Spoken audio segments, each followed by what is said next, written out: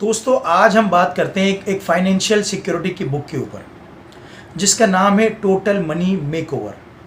Money का makeover आप कैसे करें, इसके ऑथर हैं डेव रामसे, जो एक अमेरिकन रेडियो पे भी काम करते हैं और एक बहुत अच्छे सक्सेसफुल ऑथर हैं। इस बुक में उन्होंने फाइनेंशियल सिक्योरिटी की आपके कुछ एडवाइसेस दी हैं कि आप किस तरह अपने फाइनेंशियल हेल्थ को इम्प्रूव कर सकते हैं। दोस्तों फाइनेंशियल सिक्योरिटी हमेशा हमारे लिए एक इल्यूजन की तरह रहा है, जो हमें दिखता तो कुछ है लेकिन होता नहीं है। हमें हमेशा ये लगता है कि हम फाइनेंशियल सिक्योर हैं, हम सब चीज़ से सिक्योर हैं, हमारी एक अच्छी जॉब है, हमारी सैलरी आ रही है, हमें क्या प्रॉब्लम होगी।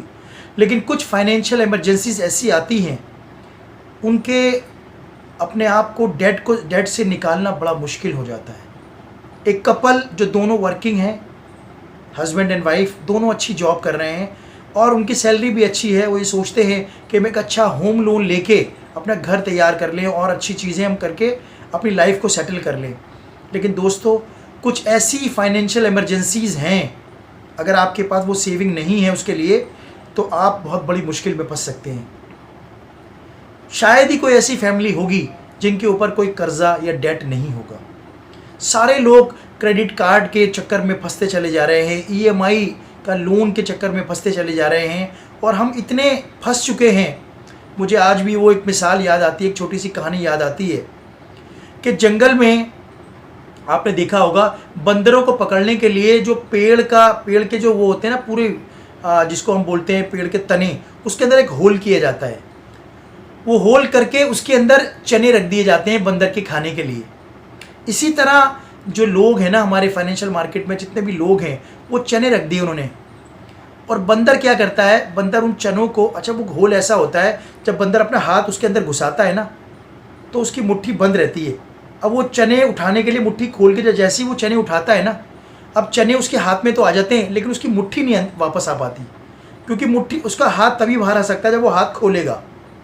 वो जैसे ही हाथ खोलता है तो चने गिर जाते हैं और चने पकड़ता है तो हाथ नहीं निकलता। तो इसी तरह हम लोग फंसते चले जा रहे हैं। ये जितनी भी कंपनीज़ हैं, credit card companies, banks, financial institutions, इन्होंने हमें उस बंदर की तरह फंसा रखा है कि हम या तो मुट्ठी खोलें तो चना गिर जाए और मुट्ठी बंद करें तो हमारा हाथ ना निकले। इसी तरह आजकल लोगों की हालत है, वो इतने लोन्स में फंसते जा रहे हैं।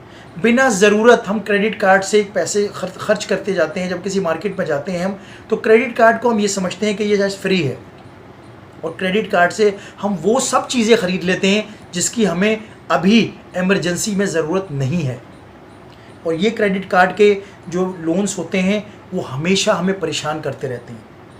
दोस्तों दुनिया में ये देखा गया है, अच्छी कंपनीज़, अच्छे सक्सेसफुल लोग, वो अपने आप को डेट फ्री रखते हैं।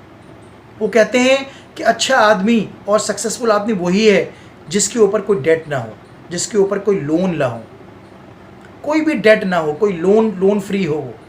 तो ऐसा बहुत मुश्किल है, बहुत कम लोग होंगे शायद जो इस तरह लोन फ्री होंगे, लेकिन ये पॉसिबल है। उन्होंने कुछ स्टेप्स बताए हैं, अगर हम उन स्टेप्स को फॉलो करेंगे तो हम एक दिन फाइनेंशियल सिक्योरिटी को अचीव कर लेंगे। उनका कहना यह है कि पहला स्टेप आप करिए, 10% अपनी इनकम में से एक इमरजेंसी फ़ंड बनाइए। वो इमरजेंसी फ़ंड ऐसा होना चाहिए जिसको आप सिर्फ इमरजेंसी में ही यूज़ करें। कोशिश कीजिए छोटे मोटे खर्चों में आप उसको बिल्कुल यूज़ ना करें। अगर आप उसको किसी खर्चे में यूज़ भी करते हैं तो बहुत जल्दी उसको रिफ़िल कर लें, उसको रिफ़िल करें, जो आपका टारगेट है उसी तरफ चलें। क्योंकि दोस्तों इमरजेंसी फ़ंड कभी भी आ सकता है आपके पास। कोई हेल्थ इमरजेंसी आ सकती है, कोई और भी इशू हो सकता है। जैसे कि आप देख रहे हैं, आप लॉकडाउन में ये इमरजेंसी फ़ंड अगर आपके पास है तो आप गुजारा कर सकते हैं। तो ये इमरजेंसी फ़ंड आपके पास होना चाहिए जो आपको 6 महीने 1 साल तक गुजारा करने पे मजबूर कर दे, आपके पास इतनी सेविंग हो। कोई ये 10% आपकी इनकम का आप सेव करिए फॉर इमरजेंसी फ़ंड। दूसरी चीज़, अपने आहिस्ता आहिस्ता जितने भी लोन्स हैं, छोटे छोटे लोन्स को पे करना शुरू कीजिए। आहिस्ता आहिस्ता जैसे जैसे आप छोटे छोटे लोन्स को पे करना शुरू करेंगे, फिर उसके बाद कोई बड़ा लोन है उसके ऊपर कॉन्सेंट्रेट करके आप उसको कम पूरा कर सकते हैं। आपके ऊपर से बहुत बड़ा बर्डन कम होगा। दोस्तों हम लोग, आजकल के लोग इतना लोन लेने के बावजूद भी अपने आप को खुश दिखाते हैं, लेकिन वो अंदर से खुश नहीं है। अंदर ही अंदर उनको एक चीज़ खाई जाती है कि यार कैसे होगा, ये कैसे पूरा होगा। और बहुत से लोग 69% of the people in the world बर्बाद हो चुके हैं सिर्फ क्रेडिट कार्ड लोन की वजह से। क्रेडिट कार्ड को जल्द से जल्द पूरा कीजिए। क्रेडिट कार्ड का यूज़ बहुत ही मिनिमम कर दीजिए। उसको सिर्फ इमरजेंसी के तौर पे यूज़ कीजिए। अगर आपके पास पैसा नहीं है तभी आप उसको यूज़ कीजिए, अदरवाइज़ क्रेडिट कार्ड को बिल्कुल यूज़ ना करें। क्रेडिट कार्ड एक आपको परेशान करने वाला एक कारण है, एक रीज़न है। आप उसका यूज़ बिल्कुल मिनिमम कर दीजिए और Aahista Aahista 15% of the income, अपनी इनकम का 15% आप लॉन्ग टर्म इन्वेस्टमेंट शुरू कर दीजिए। और उसके लिए सबसे बेस्ट है म्यूचुअल फंड। म्यूचुअल फंड एक बहुत ही लॉन्ग टर्म इन्वेस्टमेंट फंड है जो आपके लिए सेफ है, सिक्योर है। क्योंकि ये लॉन्ग टर्म है तो छोटे मोटे फ्लक्चुएशन से आप गुजर जाएंगे और एक लंबे टाइम के बाद आपके पास एक कॉर्पस, एक अच्छा फंड जमा होगा जिससे आप आगे के अपने बच्चों के लिए हायर एजुकेशन या आपके आगे के लिए कुछ प्लान कर सकते हैं। और सबसे इम्पॉर्टेंट चीज़, अपना एक रिटायरमेंट प्लान भी तैयार रखिए। रिटायरमेंट प्लान भी बहुत ज़रूरी है। जो लोग जॉब करते हैं, एक अच्छी गवर्नमेंट जॉब करते हैं, उनके आपके पीएफ में पैसा जमा हो रहा है, उसके बावजूद भी आप अपने रिटायरमेंट प्लान के लिए अलग से जोड़ सकते हैं। वो रिटायरमेंट प्लान आपको आगे के लिए सेफ़ और सिक्योर फील कराएगा, जो आपके आने वाले इमरजेंसी फ़ंड को बहुत ही कम से कम कर पाएगा। ये आप हमेशा याद रखिए, अपने जो खर्चे हैं उनको रिड्यूस कीजिए। सोचिए कि हमारे खर्चे कौन कौन से ज़रूरी हैं। ये ज़रूरी नहीं है कि आप महंगी कार उधार पे लें, लोन पे लें। ये ज़रूरी नहीं है कि आप बड़ा घर होम लोन पे लें। ये ज़रूरी नहीं है कि अच्छे मोबाइल्स आप इंस्टॉलमेंट पे लें।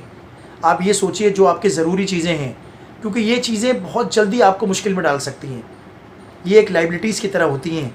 जब भी हम फाइनेंशियल फ्रीडम की बात करते हैं तो वो चीज़ों को देखिए जो आपके एसेट्स बने, जो आपके लिए पैसा कमाएं, जो आपके लिए इन्वेस्टमेंट करें। और जो जिस तरह जो भी ऐसी चीज़ें हैं वो सब आपके लिए लायबिलिटीज़ हैं। अपने लिविंग को अफोर्डेबल बनाइए। आप महंगी से महंगी चीज़ तभी खरीदिए जब आप उसको अफोर्ड कर सकें।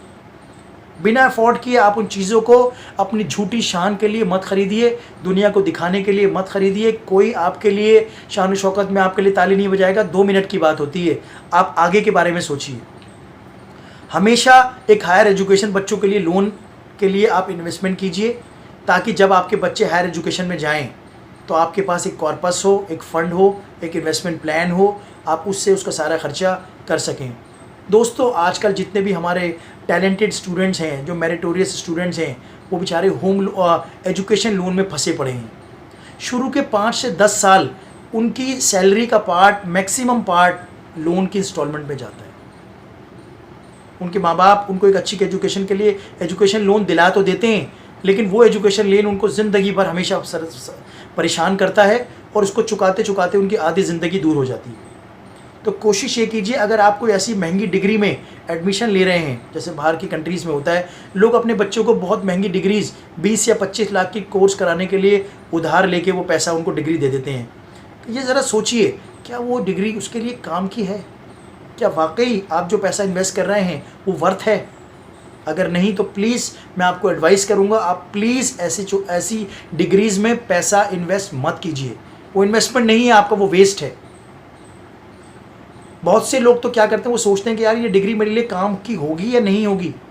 और सबसे अच्छा इन्वेस्टमेंट आपका म्यूचुअल फंड में है। जो आपकी ज़रूरी एजुकेशन है उसको ज़रूर लीजिए, लेकिन गैर ज़रूरी एजुकेशन में इस तरह के जो वो बहुत बड़े बड़े जो डिग्रीज़ में पैसा खर्च कर रहे हैं, वो सब बेकार की चीज़ें हैं। उससे कुछ नहीं होगा। अगर आपके पास पैसा है तभी कीजिए, अदरवाइज़ मत कीजिए। स्कॉलरशिप का ट्राई कीजिए। स्कॉलरशिप अगर आपको मिलती है तो आप बड़े से बड़े कॉलेज में एडमिशन लीजिए। विदाउट स्कॉलरशिप आप मत लीजिए, वरना आप बर्बाद हो जाएंगे। कुछ पता नहीं है आपको फाइनेंशियल इमरजेंसी कैसी आपके पास आती हैं और उसको किस तरह आपको बर्बाद करके रख देंगी। तो दोस्तों, ये छोटे छोटे स्टेप्स हैं जो हमें लेने हैं। कोशिश ये कीजिए जल्द से जल्द अपने सारे लोन को चुका दीजिए। जिस आदमी पे लोन नहीं होता वो बहुत अपना टेंशन फ्री महसूस करता है। अपनी इनकम को ज़्यादा से ज़्यादा सेव कीजिए, इन्वेस्ट कीजिए और जो ज़रूरी चीज़ें सिर्फ उसी पे खर्च कीजिए। आप देखिएगा आहिस्ता आहिस्ता आपकी इन्वेस्टमेंट, आपकी सेविंग इतनी बड़ी हो जाएगी जो आप सोच भी नहीं सकते, और आपके आगे के लिए बहुत अच्छा प्लान आपके सामने होगा और आप बहुत खुश नज़र आएंगे। यही रियल हैप्पीनेस का राज है।